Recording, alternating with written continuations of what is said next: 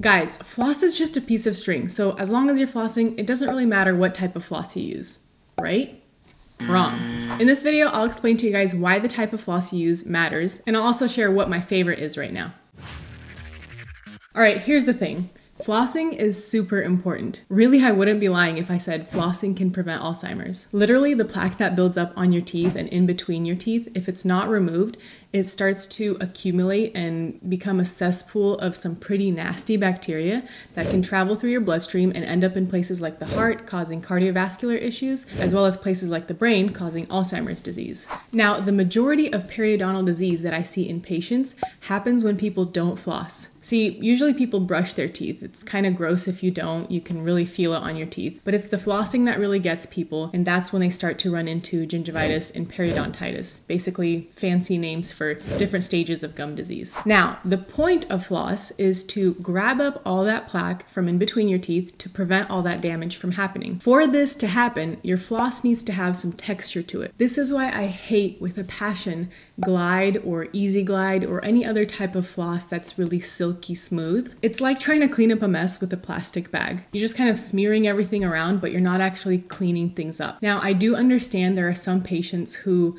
shred floss really easily because they have bad restorations or crowns that kind of snag the floss, or really tight teeth. But technically, if your fillings or your crowns or any type of restoration is snagging your floss, you have a bigger problem and you should probably get that checked out and get it fixed. Usually if your filling shreds your floss, that means it's poorly contoured or has a bad margin, which could be a food trap and cause decay, or it can cause more plaque buildup, which in turn eventually becomes gingivitis or periodontitis. But anyway, I don't like Glide. So the question is, what do I like? Well, I actually grew up using the Reach brand waxed floss. It's cheap, it's effective, and I've been able to keep my teeth cavity and gum disease free for many years using this floss. Now, are there better flosses out there?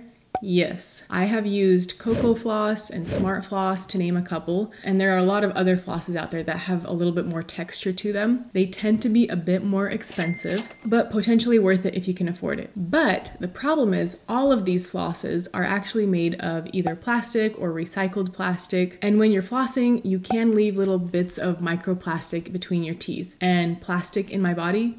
No thanks. So what is the solution? Did you say silk? What? Okay, hold on guys. I've actually heard of Silk Floss before, but I just imagined it to be very smooth and, well, silky. So I never really paid any attention to it. I've never tried it before. In the meantime, I've actually been using Dr. Jen's brand Hydroxyapatite toothpaste, and I've been really enjoying using it. I've been seeing some great results, and I just recently found out that they also make a line of floss. So naturally, I figured if I like their toothpaste, I wonder if their floss is any good. So I got some samples. When I saw that it was made of silk, I was hesitant, but I tried it anyway, and I really liked it. Guys, take whatever you imagined about Silk Floss and just throw it in the garbage. Take a look, guys. This is their Silk Floss. It's actually made of like a bunch of little tiny threads, which gives it more texture, which helps it grab up the plaque. I can actually visibly see all the plaque that it removes on the floss, even better than the Reach brand floss that I usually use. Plus, Dr. Jen's brand actually coats their floss with Nanohydroxyapatite, which is a really nifty ingredient that helps to remineralize enamel. If you guys want more info on hydroxyapatite, I'll leave a couple of links below to some videos I made explaining this ingredient as well as some toothpaste that have it. But anyway, basically, this is the best floss that I have ever tried.